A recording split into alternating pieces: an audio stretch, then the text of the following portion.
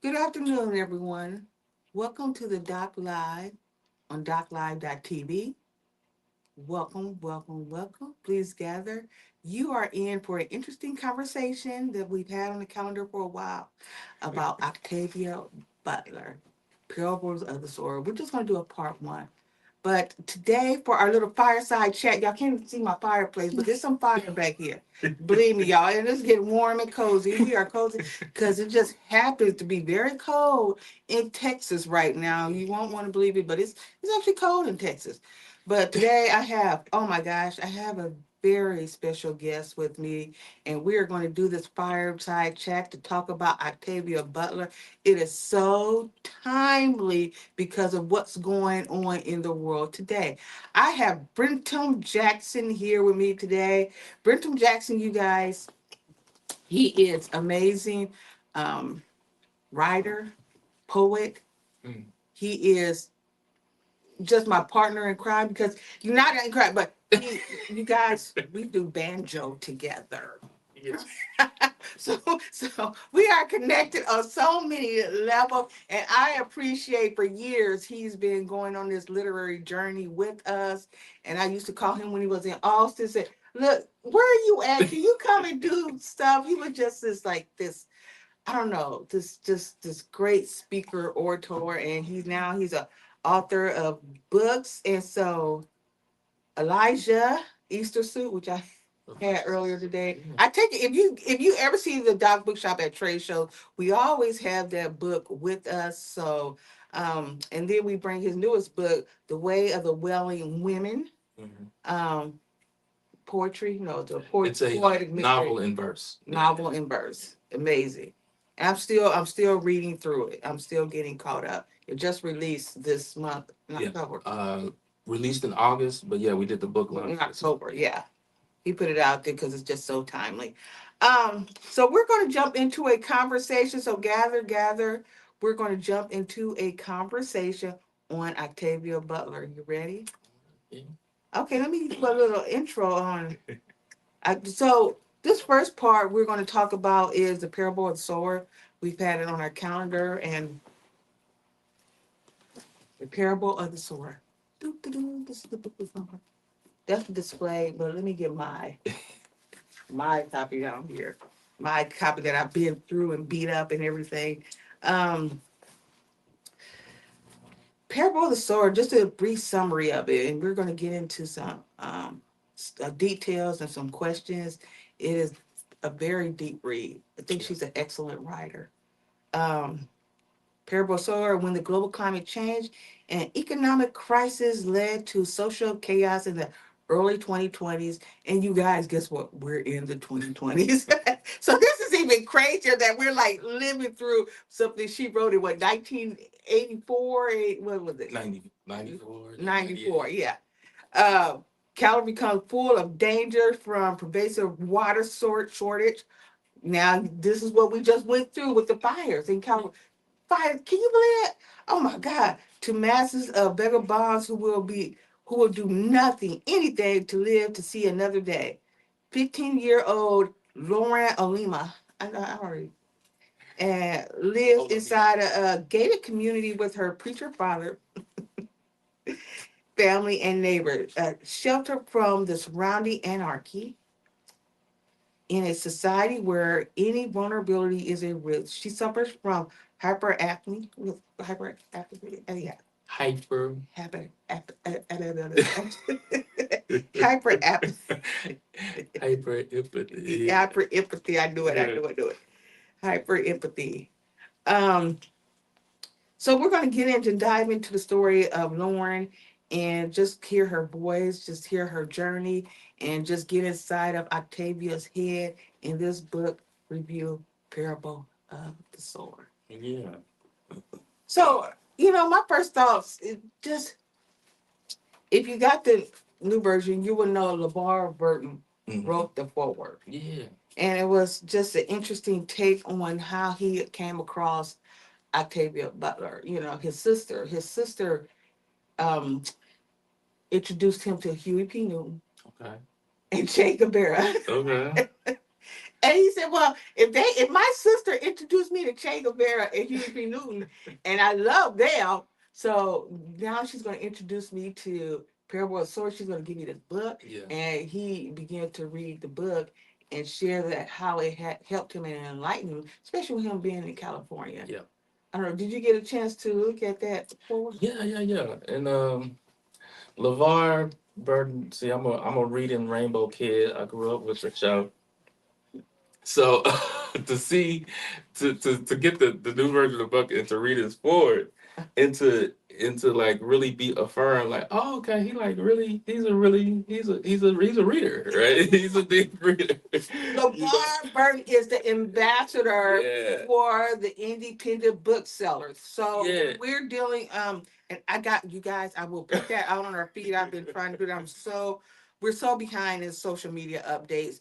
But LeVar Burton is actually the ambassador this year for Independent Bookstore Day, and we are so excited to be on this journey of him celebrating booksellers across the country. Yeah, that's amazing. And as a kid, you walk into the library, you see the big poster of LeVar Burton and the Read campaign. Then they had the one next to him. It was Michael Jordan, and it all said Read. You think, I mean, I'm a third grader. I'm like, I don't know if they really be reading like that. But I mean, they just doing the promotion, trying to get us kids to read.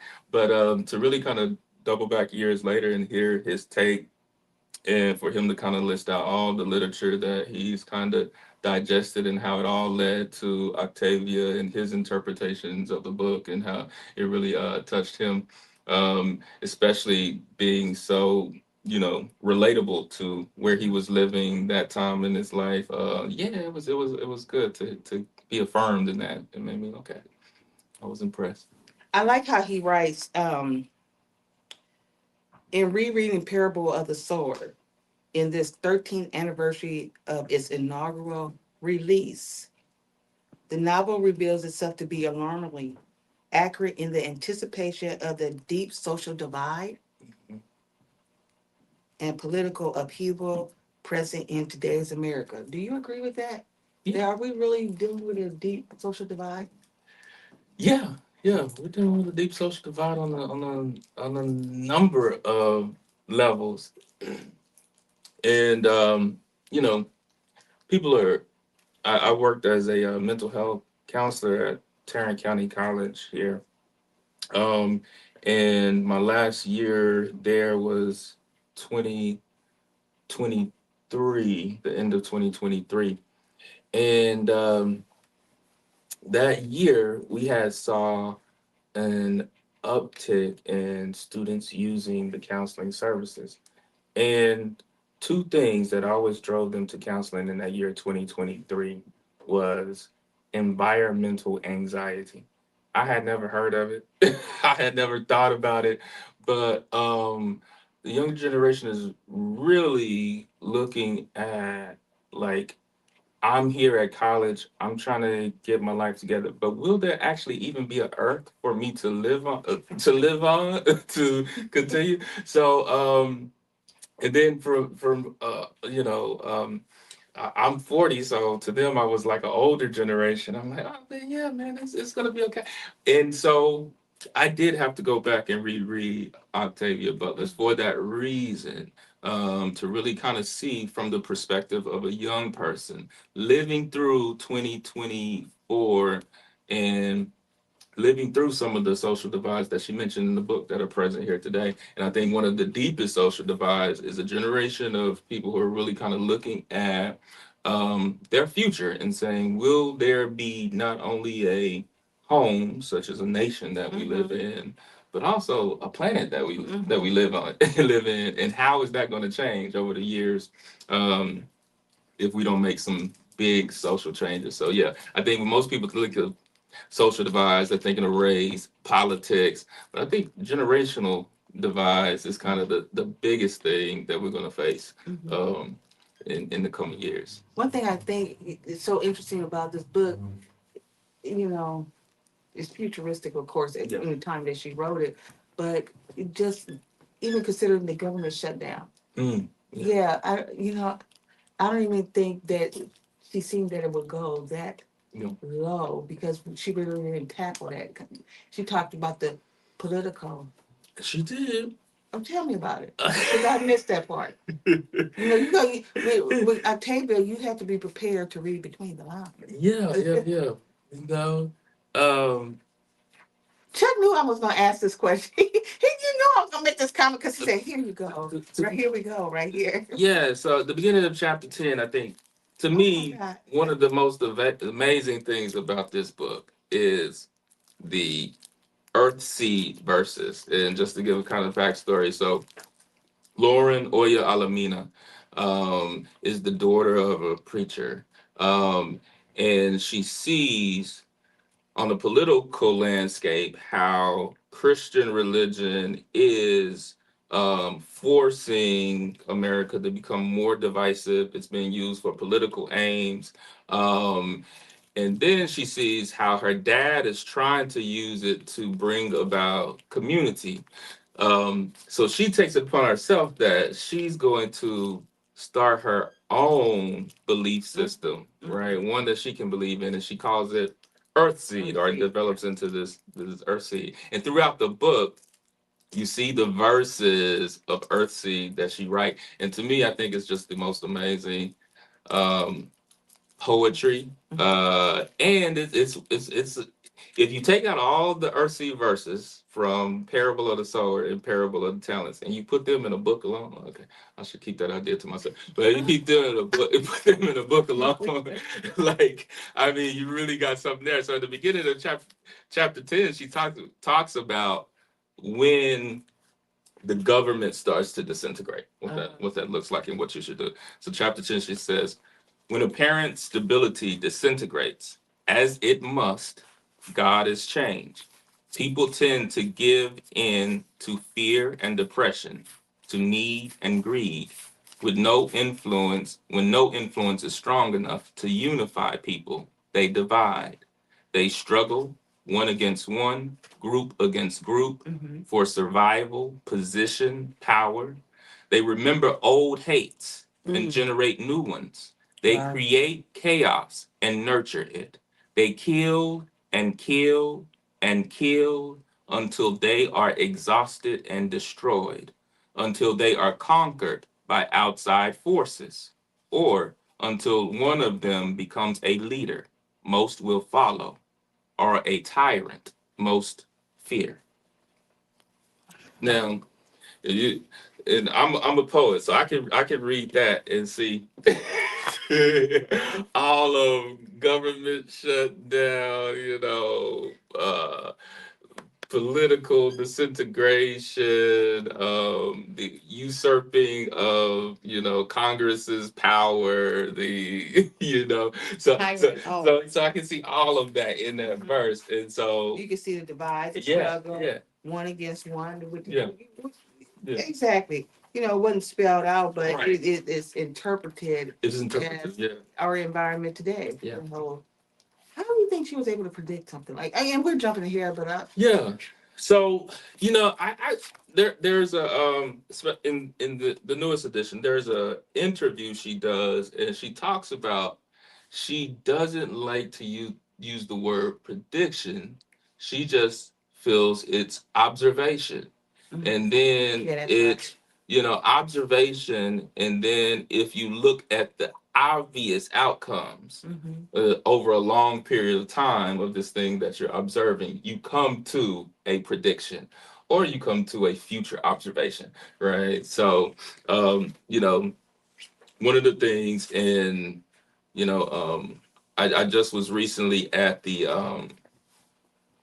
Texas Native Plant Symposium. It was held in Salado, Texas, near Austin, Texas, and I was down there. Texas Native Plant Symposium. Yeah, yeah, because I'm a gardener, secret gardener. I call myself a Darwinian gardener because I just plant stuff and then I neglect to take care of it, and I see what actually survives, and then I say, so it's survival of the fittest.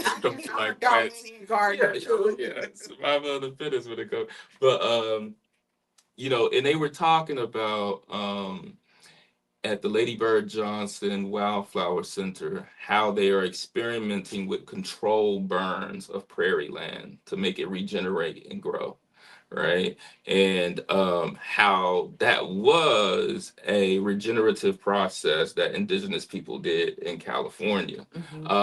Legislation comes along, and you got businesses near the prairie land. They're afraid of truck control burns happening and burning down their business. So legislation comes along and stops that. And so one of the things Octavia Butler was observing is how business and agricultural practices are starting to butt heads. Okay, eventually, if you don't do these controlled burns, nature will find a way to do the control burns for you, right? It will find a way to regenerate itself. So one of the predictions or observations that she made is that there's going to be, these fires that are happening that either are started by, you know, a disease some of the people have where it makes them want, it's a drug that they're using that's causing them to want to see things burn, and then also just through nature the earth has gotten too hot in the book. There's a lack of rainfall, so fires are easily happening throughout the book. So that idea of like fire being this kind of regenerative practice that's kind of seen throughout the book as one of the themes was one of her observations based off of just looking at the legislation that was happening in California around control burns and businesses not wanting that to happen anymore.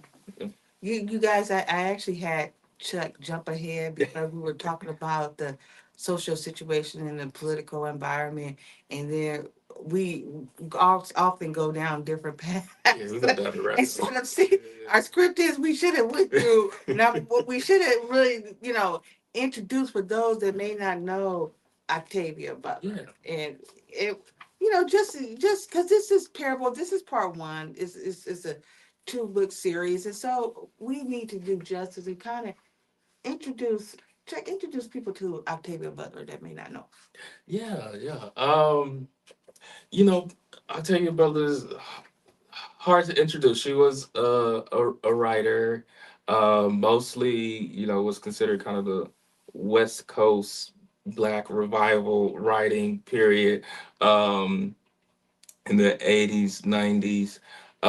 And she chose as her genre to write in science fiction.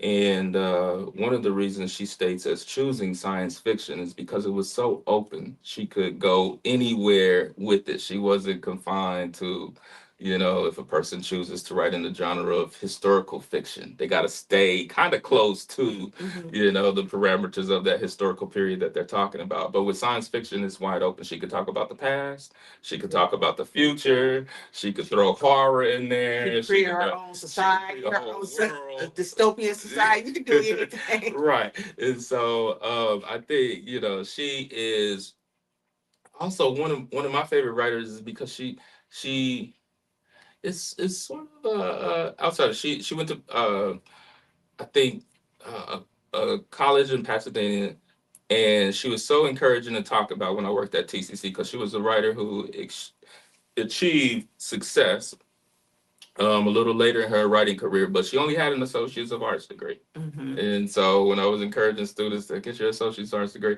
and throughout her life, she was, a person who learned on her own. She talks about when she was writing Parable of the Sower, she was doing some college courses on religion, but they were basically books on tape. She sent off to the University of California. They sent her a box of cassette tapes about the Tai Te Ching. She listened to them. That's how she derived the earthseed. Right.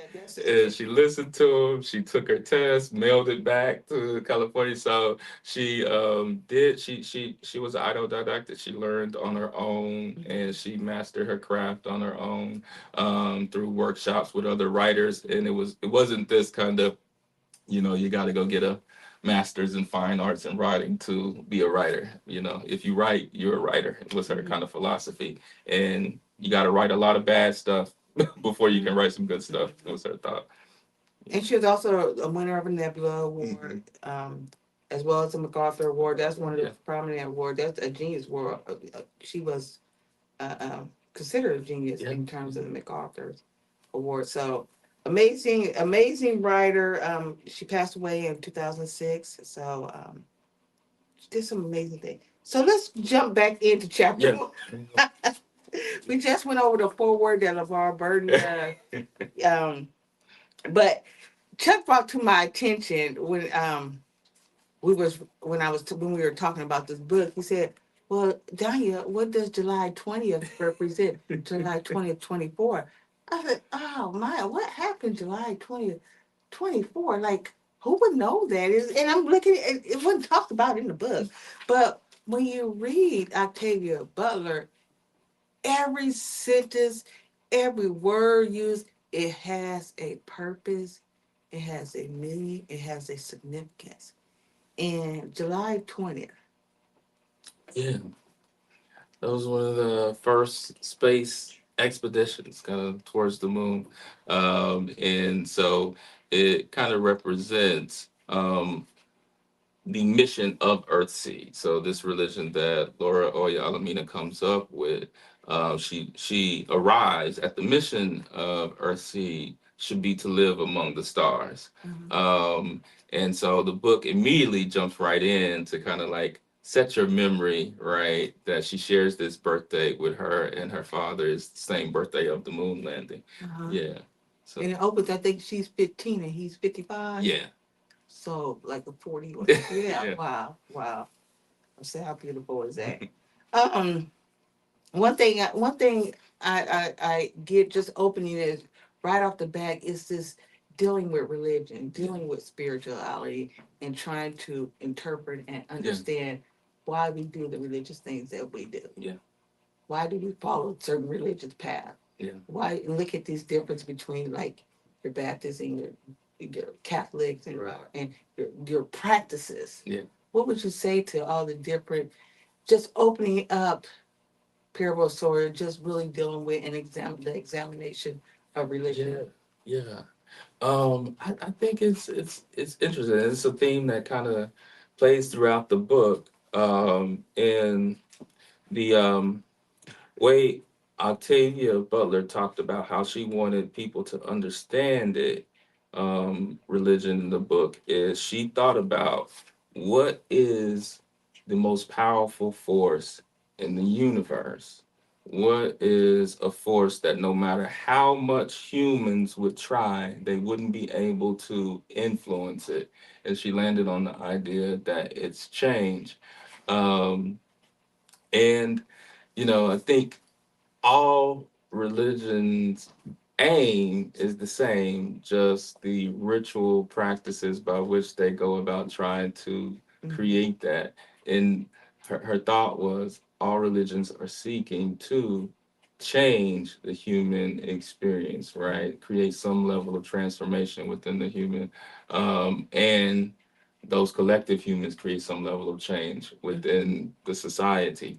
So she talks about how about we see that from the top down. How about God has changed, and then we work within that change. So yeah, I think her concepts on religion, like I mentioned, Tao Te Ching, the Tao. That's what they based Earthseed. Yeah, Octavia used. That's what yeah, she used to create right. that As an religion. influence. Yeah. Yeah. And the other thing is, I'll give you the other trivia here. Lauren Oya Alomina. So that middle name, Oya, right, is the West African deity from the Yoruba religion, Ifa, practice of Ifa, is the goddess of change. Right. So even from her birth, right, the name that her father gave her, because her father was an adapter of an African name back in the 70s, in the early 80s, the name that he decided to give her already had that concept of change in it. And in that first chapter, it also talks about the relationship she has with her family. Yeah. So, why do you think that was important for, you know, going down the path she's taking the character in, Lauren? but she talked about her relationship with her brother. She talked about her stepmother. Yeah. What why do you think it served a purpose? I'm just like, I don't know. why did she feel like she had to introduce the stepmother, and the stepmother speaking another language, Yeah. and stepmother is, she is not on her own land, but she is on this land, and she is speaking her native tongue. Yeah. Why? I mean, I'm like, what type of message is she trying to send us about this stepmother and these qualities? Yeah. And I just thought there was something to it, because it was like, why is this here? Yeah. Yeah. And I think it sets up. There's another beautiful earthsea verse that happens a little later in the book that talks about embracing diversity, right? And even later on in one of the second book, Parable of the Talents, she talks about the RC community that they create. How everyone had to learn two languages. They had to learn at least English and Spanish, and more if possible, because I think that's another one of those observations that Octavia Butler had, seeing the changing demographics, or even kind of seeing the demographics that of California that were already there, right? Existing root. Yeah, and seeing that, the more these groups interact and have to rely on each other for survival, right? They're going to have to come together in relationships, and they're going to have these blended families, and they're going to have these, bilingual families. And I would dare to say that there's kind of a pushback right now to see from seeing that happening. And so, yes, I think that was one of those other observations of kind of introducing that in this, Octavia Butler's version of 2024, the relationship among minoritized groups looks very different than the relationship that it had been in the 90s when she wrote this book. Yeah. And the fact that her father married her. Hmm. Yeah, I just, it kind of threw me. And then to talk about her son, and how even the relationship the stepmother had with her and her siblings. And I think I before we got on live, I said she even pointed out, like, opposite of what, like, her, she didn't really care about her younger brother. You never say that, but she said it in the book. I don't care about my younger brother, but he's not the smartest of us all. Like, he's not that most intelligent. But here she is. She loved. Yeah. She basically said she loved the dumbest of us all. Yeah. It, and I think, one thing writers try to do is it's called the Shakespearean flaw, right? Meaning that it's the thing that makes this character special, but it's also the thing that in the reader mind make this character human. So she has this hyper empathy syndrome where it's her lot in life to absorb other people's pain. And there's some people in her family that are creating more pain than necessary for them. Right. They getting into too much trouble. They getting, hit too much. Yeah. And she's feeling that. Right. Right. So anything that he does, it reflects upon her. And that's another one of those Octavia Butlerisms that what affects you also affects me. She just makes it into this disease that this child has to live with, or really, it's not even it's a psychological condition, right? That this child has to live with, that basically puts that parable or that golden rule, from the Christian religions, treat other people how you want to be treated, or do unto others how you would have them do unto them. She has to live that, and so it the part about her that really hates people or dislikes people who are creating unnecessary pain for others is because she experiences that pain. Right? I also want to say, in this first chapter, like, you guys, we've already said we'll probably do a part one, part two, and part three. Yeah.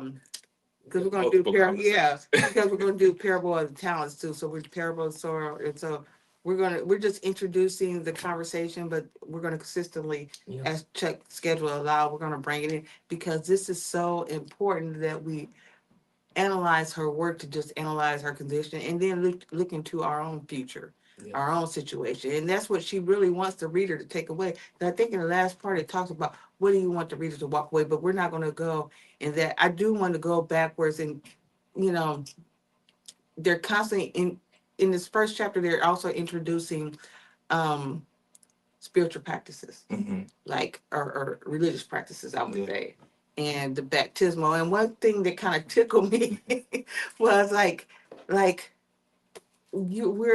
at an age now where I'm making a decision to be baptized, Right. and I should have done this like we should have done this when we were babies. Like do it like the Catholics, just do it to us when we're babies, so we don't have to really think about what's going on because it really starts not making sense. Yeah. And I don't like the path or the journey of this spiritual or religious experience. Yeah. Yeah, yeah. And so, she kind of goes through, all of the different, religious thoughts that are out there. And she kind of goes through that. Yeah, she's feeling on some level, forced to go through with the baptism that her dad is conducting. Um, but she also knows that it's important for the conduciveness and the unity of the family and the community. And so I think that is one of the thoughts that kind of fuels her later development of Earthseed as a community, that, this is a religious practice that I no longer believe in. I wish I was Catholic and we could have got this over with before I had to think about it. And the people who founded our country were deists, but my dad has a problem with them. He says they should have read the Bible more often, and so, but, we're all in some way conforming to the religion, right? Now, from my perspective, religion means something you do religiously on a daily basis to connect with, higher forces. So at one point, I was a very late adopter of a smartphone. You know what I'm saying? I was a late adopter of a smartphone. I'm not gonna do it, but it took a couple of times. I was working at a group home out in the middle of someplace in Texas. I can't remember where, but it was a very scary place to get lost. And I got lost twice. And then, um, I knew that a smartphone had a GPS system. So I bought into the religion. I got baptized into smartphones, right? And I had to get on the same wavelength as my community, right? In order to be in communication with, the people around me. And so I think that is kind of that experience that she's having in that first chapter, where I don't really First want two to do chapters. this. Yeah, first two chapters, right? I don't really want to do this, but in order to still be in communication or community with the people around me, maybe I have to go ahead and bite the bullet. you know. Okay, so what the hell? I'm gonna read it from. Yeah. What the hell? Someone had to be the last. I just wish I could have been courageous enough to skip the thing altogether. So, in the name of the Father, the Son, and the Holy Ghost, Catholics get this stuff over with when they're babies. I wish Baptists did.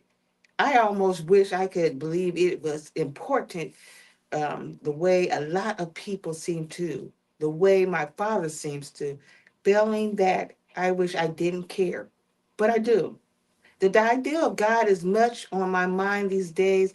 I've been paying attention to what other people believe, whether they believe, and if so, what kind of God they believe in. Keith says God is just the adult's way of trying to scare you into doing what they want. Mm. He doesn't say that around my dad, but he says it. He believes in what he sees, and no matter what's in front of him, he doesn't see much.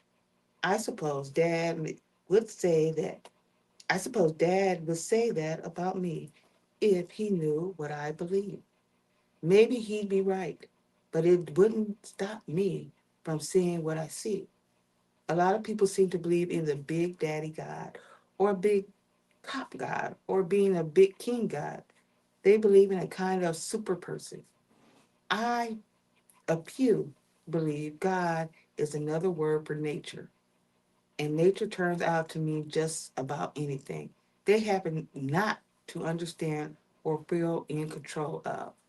So I just think that just was an interesting thought process Yeah. um, of of of her experience Yeah.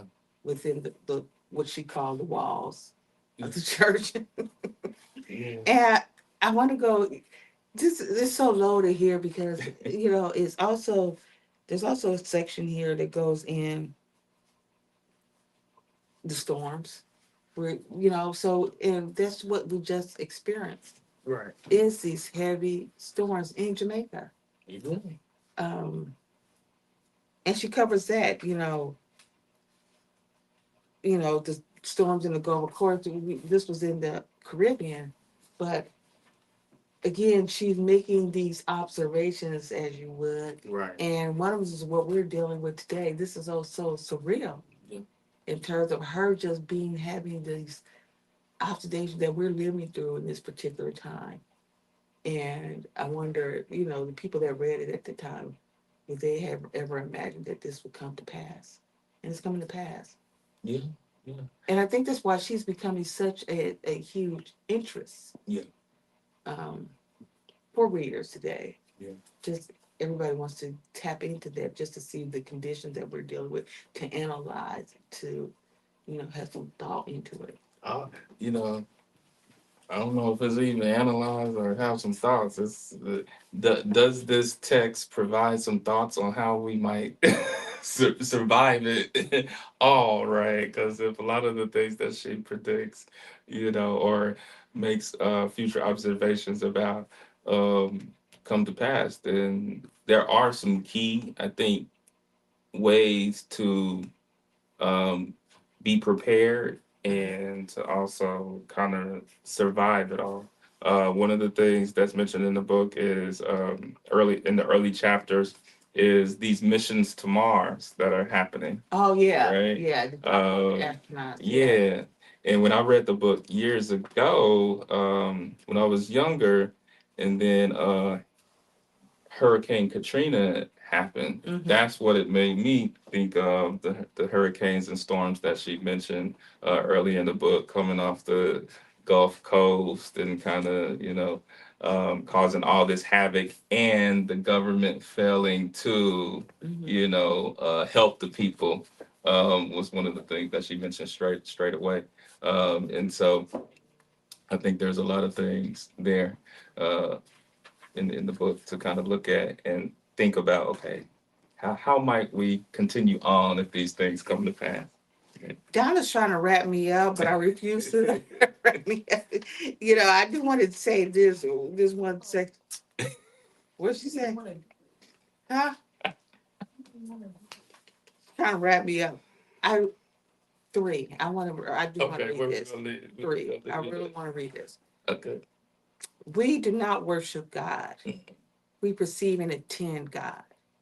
We learn from God with forethought and work. We shape God. In the end, we yield to God. In the end, we will yield to God.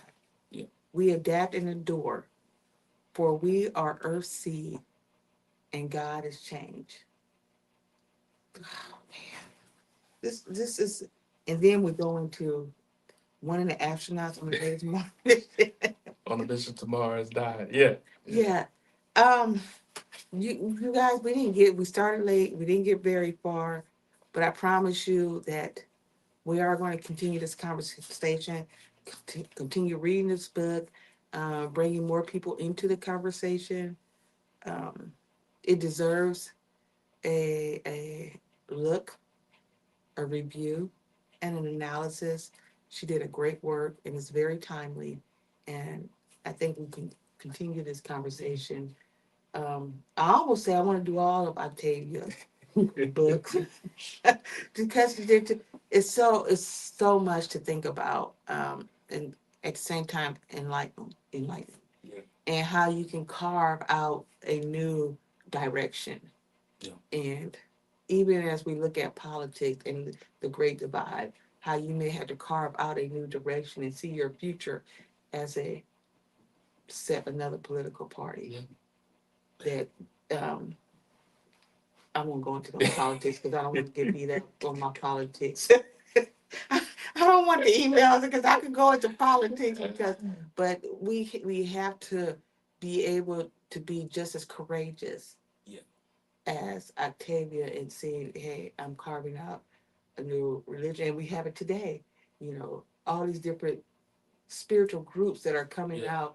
You know, when back in my time it was just Baptist. Either you was Baptist or Methodist. You know, now they got all kind of stuff. And she was courageous at that time. I don't see this path, but I understand it along this path.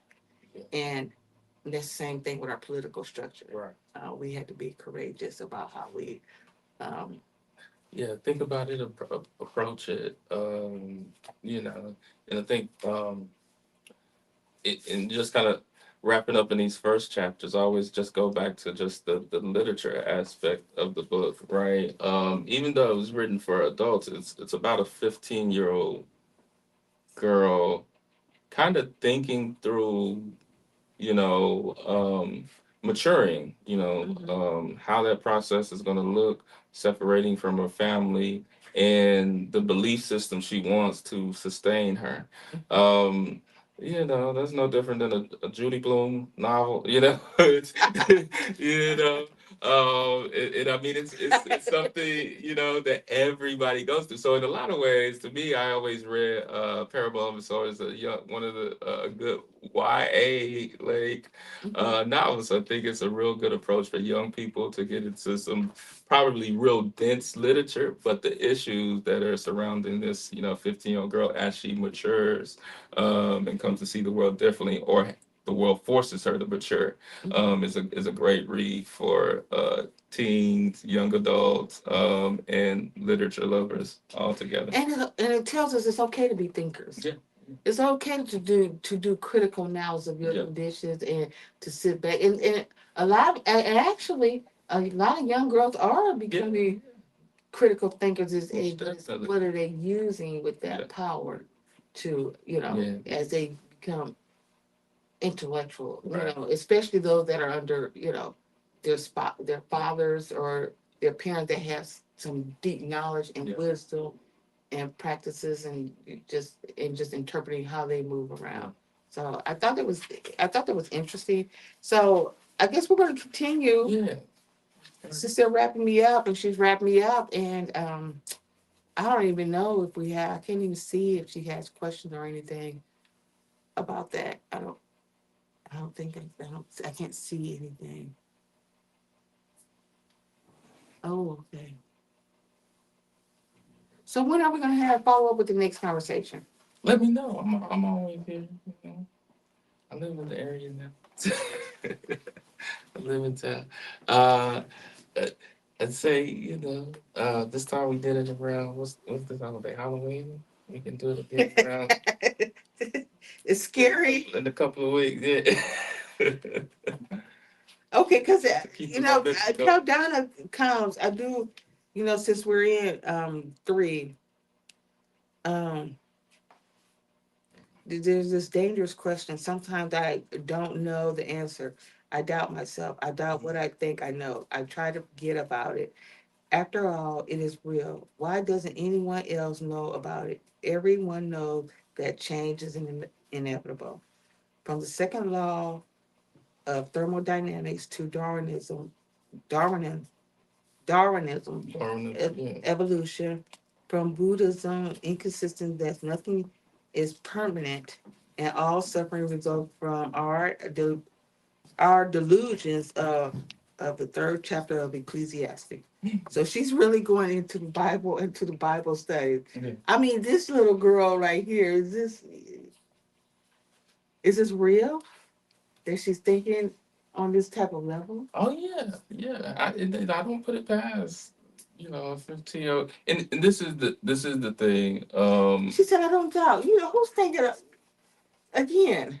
She lives in a different society than the 15-year-olds we come in contact with, and the conditions that you face create a different type of hunger for information, hunger for change, hunger for survival, and understanding the keys to survival. I mean, she knows how to make bread out of acorns. You know, she's not afraid to, be breeding, rabbits for meat for survival. So I think, facing those types of conditions really causes you to think differently. I think about some of the knowledge that my grandfather had as, a black man from Mississippi. You know, very deep information, not anything you learned in a book, but you can tell the information had been from a person who sat around and had a lot of time to think while he was picking cotton in Mississippi cotton fields, while he was, running from from people in Mississippi, eventually getting to Texas, right? This was a person who thought very deeply about things. So, I think those conditions causes you to think differently. I think this character shows that throughout the book that, a lot of her peers aren't thinking this way, but she is. And she's probably expecting them to mentally evolve by the time Yeah. you're in your 2020s. Yeah. We should be having these type of, now that I think about it, we should be having these type of thoughts on this Yeah. level. Okay. Well, thanks for everyone that tuned in. I'm looking at, I have to wrap up. So thanks for everyone tuning in. I'm loving this fireside chat with Brentum Jackson. You can check him out. He's on all over social media. You can just type in Brentum Jackson because there's no other name like that in the world. So, so there's no other name There's like one that other in the one, I know. world. There's one other one. What does that sound like? No, I'm not going to even say that, but there's nobody else. No, I'm just, yeah, thank you guys for tuning in. I'm over and out. And please, if you have not got the book and you want to keep up with our conversation, please get this book. You can go to our website and get order the page. We have a page. I think we have an Octavia Butler page. Yes, under the event, and you can order these, and and we have it discounted for you. Or you can get it in an ebook. We have an ebook as well as audiobook. So any format that you like to read your books, we have available at thedocbookshop.com. Thank you. Thank you, Brenton.